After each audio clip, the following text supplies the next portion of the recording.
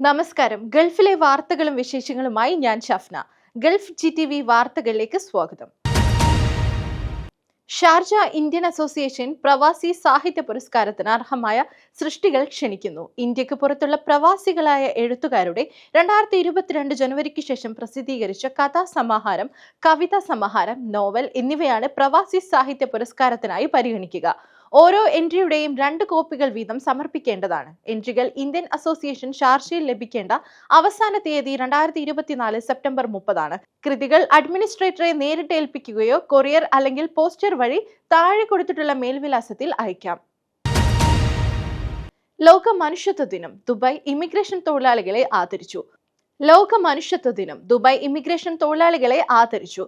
August 19 ലോക മനുഷ്യത്വ ദിനത്തിൽ മനുഷ്യത്വം എന്നത് വാക്കുകളിൽ മാത്രമല്ല പ്രവൃത്തികളിലൂടെയും പ്രാവർത്തികമാക്കുക എന്നതാണ് ദുബായ് ഇമിഗ്രേഷൻ വിഭാഗം. വർഷങ്ങളായി തങ്ങളുടെ സ്ഥാപനത്തിൽ സേവനം അനുഷ്ഠിക്കുന്ന താഴ്ന്ന വരുമാനക്കാരായ തൊഴിലാളികളെ പ്രത്യേകം ആദരിച്ചും അവർക്ക് സമ്മാനങ്ങൾ നൽകിക്കൊണ്ടും ചേർത്ത് പിടിച്ചിരിക്കുകയാണ് ഡിപ്പാർട്ട്മെന്റ്. ഈ ദിനത്തിൽ അവരുടെ നിസ്വാർത്ഥ സേവനത്തെ അംഗീകരിച്ചുകൊണ്ട് അവരുടെ കുടുംബാംഗങ്ങളെ സന്ദർശിക്കുവാനുള്ള വിമാന ടിക്കറ്റുകൾ നൽകിയാണ് ഉദ്യോഗസ്ഥർ ലോക മനുഷ്യത്വ ദിനത്തിൽ സന്തോഷം സമ്മാനിച്ചത്.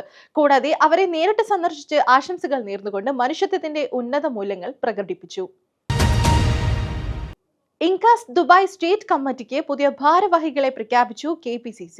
ദുബായ് സ്റ്റേറ്റ് കമ്മിറ്റി പ്രസിഡന്റായി റഫീഖ് PK മട്ടന്നൂരിനെയും സംഘടനാ ചുമതലയുള്ള ജനറൽ സെക്രട്ടറിയായി ഷൈജു അമ്മാനപ്പാറയെയും ട്രഷററായി ദിലീപ് കുമാറിനെയും വർക്കിംഗ് പ്രസിഡന്റ്മാരായി B പവിത്രൻ ബാലകൃഷ്ണൻ അല്ലപ്രിയയെയും ജനറൽ സെക്രട്ടറിമാരായി ബഷീർ നാരായണപ്പുഴ ബാബുരാജ് കാളിയത്തേലിനെയും ജോയിന്റ് ട്രഷറർ ടോജി മുല്ലശ്ശേരിയെയും 11 വൈസ് പ്രസിഡന്റ്, 14 സ്റ്റേറ്റ് സെക്രട്ടറിമാർ, 23 എക്സിക്യൂട്ടീവ് മെമ്പേഴ്സ്, അങ്ങനെ എല്ലാ തലത്തിലുമുള്ള പ്രവർത്തനോത്സുകമായ ഒരു കമ്മിറ്റിയാണ് കഴിഞ്ഞ ദിവസം KPCC നിയമിച്ചത്.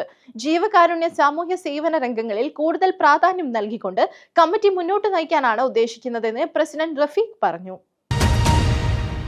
ജർമ്മനിയിൽ തൊഴിലവസരം. 6 ലക്ഷം വർക്ക് വിസ അടിയന്തരമായി അനുവദിക്കാനൊരുങ്ങുന്നു.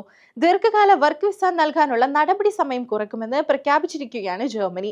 സാധാരണ നിലയ്ക്ക് 9 മാസം എടുക്കും. ഇന്ത്യക്കാരായ വിദഗ്ധ തൊഴിലാളികൾക്ക് ഇനി 2 ആഴ്ച കൊണ്ട് ദീർഘകാല വർക്ക് വിസ അനുവദിക്കുമെന്നാണ് ജർമ്മൻ അധികൃതർ വ്യക്തമാക്കിയിരിക്കുന്നത്. വിദഗ്ധ തൊഴിലാളികളെ കൂടുതലായും ജർമ്മനിക്ക് അടിയന്തരമായി ആവശ്യമുണ്ടെന്ന് വിദേശകാര്യമന്ത്രി അന്നലീന ബാർബോക്ക് പറഞ്ഞു. ജർമ്മൻ ഇക്കണോമിക് ഇൻസ്റ്റിറ്റ്യൂട്ടിന്റെ കണക്ക് പ്രകാരം 6 ലക്ഷത്തോളം വേക്കൻസികൾ ജർമ്മനിയിലുണ്ട്. വർക്ക് വിസ നൽകാനുള്ള കാലതാമസം വിദഗ്ധ തൊഴിലാളികളുടെ പരിശീലനത്തെയും ബാധിച്ചിരുന്നു. ജർമ്മനിയിൽ വലിയ നിക്ഷേപമുള്ള ഇന്ത്യൻ കമ്പനികൾക്ക് സ്വന്തം വിദഗ്ധരെ എത്തിക്കാൻ വേഗത്തിൽ വർക്ക് വിസ അനുവദിച്ച് കിട്ടേണ്ടതുണ്ട്. ഇതോടെ വാർത്തകൾ കഴിഞ്ഞു. നമസ്കാരം.